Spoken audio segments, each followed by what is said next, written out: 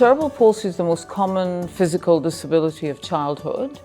When the foundation was being established, the rate of cerebral palsy in Australia was between 1 in every 400 to 500 babies. It takes a community to bring down the rate of a condition like cerebral palsy. Cerebral Palsy Alliance is the oldest organization in the world, providing services to families and children with cerebral palsy. But where is research around prevention, improving the quality of life of people who live with cerebral palsy, and perhaps the search for a cure? Money enables us to do this research.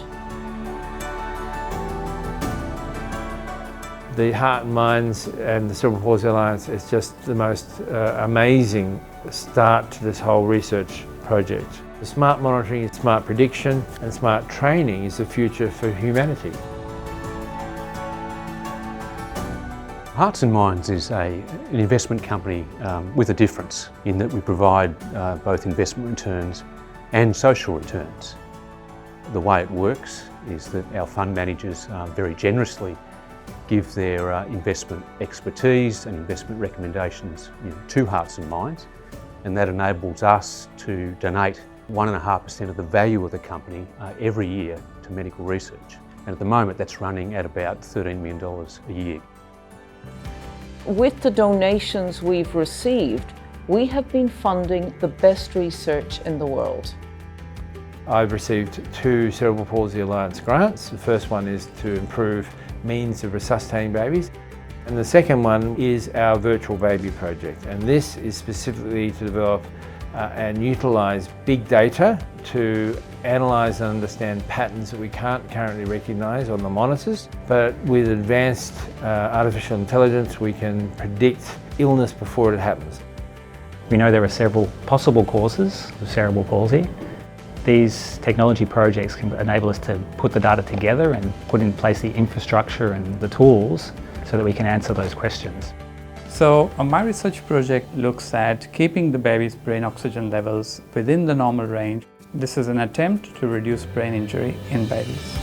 It's truly an honor to look after babies who are born this early. You feel very privileged having a baby who's born very early, go home, who is developmentally normal. This is what we strive for, this is what we work hard for. When I started in the unit over 20 years ago, there was one weekend where 4 babies died, and now our survival rate has gone from about 80% to over 97% in 20 years. That's extraordinary. I have babies come back having been in the unit as babies. They're school students, they're university students, they're employed, they come back with families of their own, and that's just an incredible feeling of joy. I'm a bit of an emotional sort of person, so every time I come out to Westmead and see these newborn babies, most of them are preterm babies that are very vulnerable, and I know that the funding of people and the clinical staff and researchers are making a difference to the quality of life of those little babies, and it's nice to know that you are making a difference and helping.